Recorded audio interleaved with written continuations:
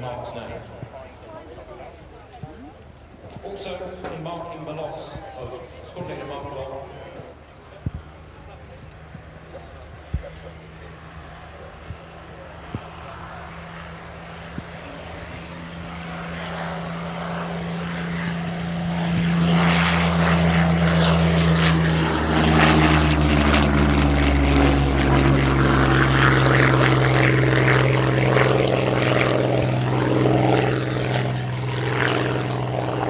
Appropriately there, the Spitfire 5B of the fighter collection getting airborne to go off and hold as we get ready for the first part of our Royal Canadian Air Force centenary celebration in the flight programme. You won't have failed to miss the contingent of RCAF aircraft past and present in the static park down at the far right-hand end of the airfield. Well, now we're going to see the RCAF represented in the air, and your commentator is Captain Christine McNeil.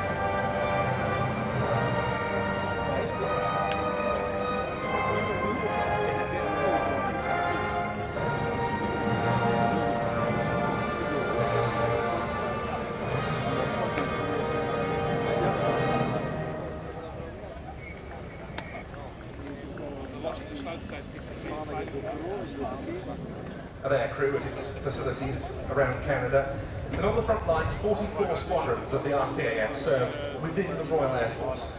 One of them was number 402 City of Winnipeg Squadron, which was formed on Hurricanes at Digby in Lincolnshire. It converted to Spitfires following a year at Kenley and flew them from various bases for the rest of World War II in Europe. And those Spitfires included the very one that we see flying here with the CF-188 in the markings of number 402 Royal Canadian Air Force Squadron.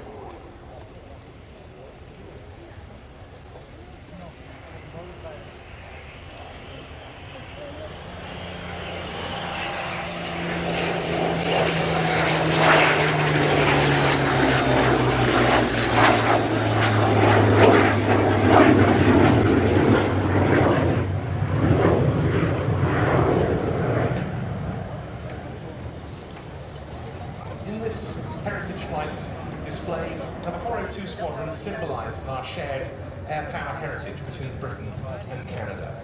This Spitfire LF-5B has 7 confirmed aerial victories to its name. It served with number 402 Squadron during 1944.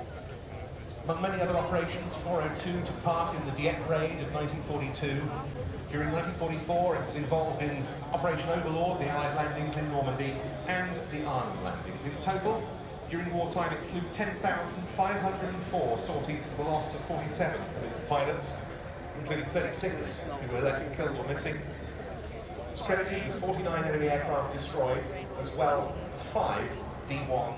The 402 Squadron is still active in today's Royal Canadian Air Force, flying the CT-142-8 trainer, generating new combat air systems officers and airborne electronic sensor operators for the modern-day RCAF.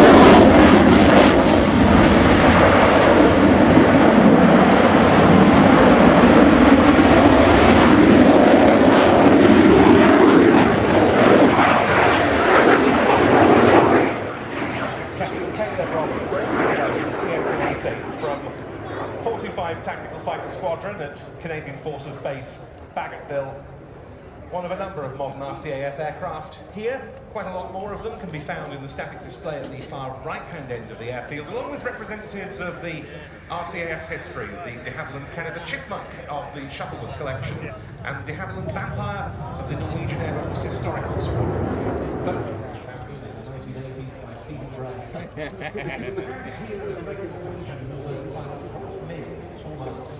Royal Air Force fighter pilot, and for many, many years was the leading light on the Warbird scene, both piston and jet engine aircraft.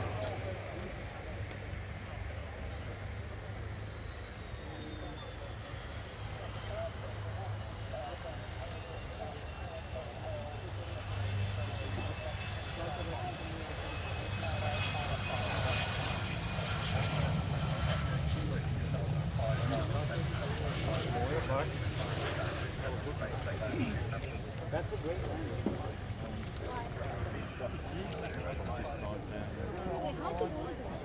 Yeah, I think we've been lucky really. Going in the rain. Not the best.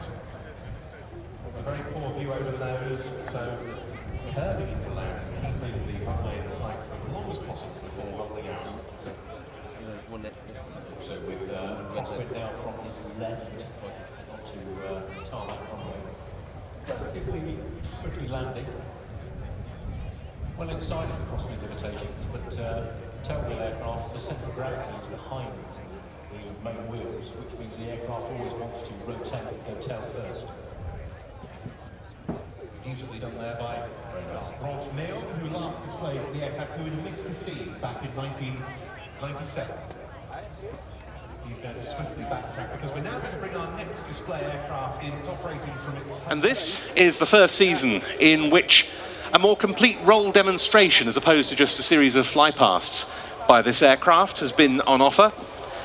Yep, we saw this about a month ago at the RAF Cosford Air Show, and it was absolutely one of the highlights of that show. So the F-35 Lightning II is a 5th generation multi-role fighter jet with stealth capabilities. American built, it is operated by or has orders placed by 11 NATO nations so far and 6 partner nations. The Royal Air Force and the Royal Navy operates the F-35 Bravo variant, which has a short takeoff and landing capability, enabling it to operate from HMS Queen Elizabeth and HMS Prince of Wales. So, look right, in comes from number 207.